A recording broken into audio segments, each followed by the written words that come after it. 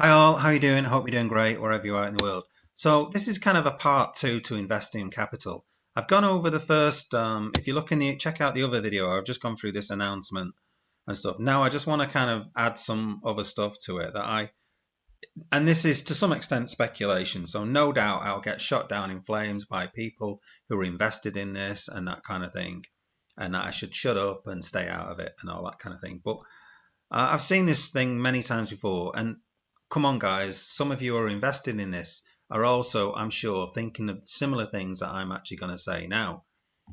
So, what they did effectively from this announcement that I can gather, one person called Us Usual, okay, has taken $1.4 million in physical hard cash from the sounds of it, handed it over to a dodgy exchange, and then they basically then threw him out of the exchange. Okay, after him waiting around for hours and hours, they shut up shop, and then they were never seen again. Effectively, so they've effectively stolen $1.4 million of all these people's investors' money.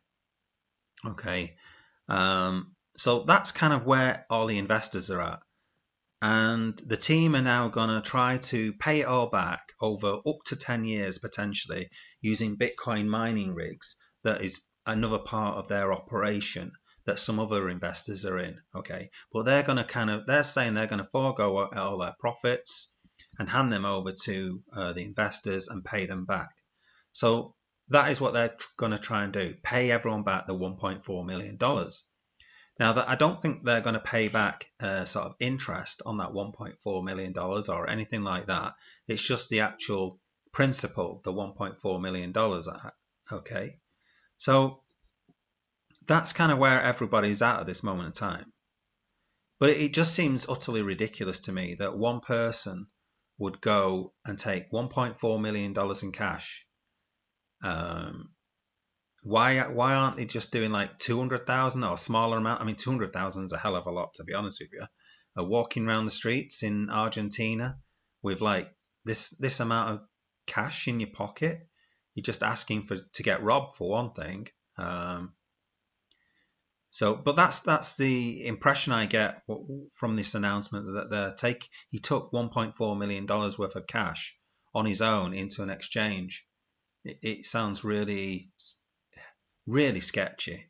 Okay, I can't believe that for a minute, to be honest with you. If it is true, it's utterly preposterous. It's ridiculous. Okay. Now, this also reminds me. I'm going to talk about a film called The Sting. Now, I'm sure most of you guys are too young, sorry, to remember this. This is a film that came out in 1973. It's been repeated quite a lot. It's a very famous film, but you guys might not have heard of it. But it stars Paul Newman and Robert Redford, two huge stars of the day. And what this film was about, The Sting, it was basically a fake gambling operation where they took this guy's money into this fake bookies. So they took $1 million on him betting on a horse, and the whole thing was all staged. So the bookies was a con. Okay, it was all a setup. All the people at the bookies were actors playing a part. And eventually, what happened was they staged something. He had to get out of the shop quick, and he lost his $1 million, never to be seen again. So it just reminds me exactly. Okay, so the film The Sting just reminds me exactly of this exchange where you deposit your money, you had to close up shop, and you never saw your money ever again. It's exactly the same con as The Sting, in my opinion. So it's running the same playbook. It's like someone's seen The Sting and think, let's do an exchange instead of a bookies. Um, so that's kind of where I'm at. That's where I'm speculating. This is now the thing is, this team, they're going to pay back this $1.4 million. All right, over, let's say, at least 2 years. Now, if everyone gets the money back, everyone's going to be really happy, aren't they? Okay. Now, I think if you got $1.4 million, I think most people in crypto would be able to double their money in 2 years. okay, at the very least. I mean, I think most people expect Bitcoin to go to 150,000 by 2025. Okay, so if you just put it into Bitcoin, you could take that 1.4 million and turn it into sort of $3 million. Because we're pretty certain that Bitcoin is going to go to 150,000, that kind of thing.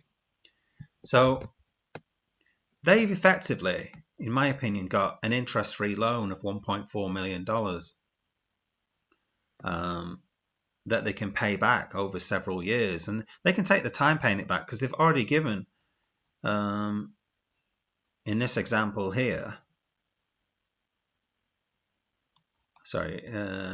this example here, months to pay total TVL is 118 months, which is 10 years. So if they take 118 months to pay it back, then they've sort of they've done what they said they were going to do, and everyone's going to be happy if they get the money back, even if it's in dribs and drabs over this amount of time.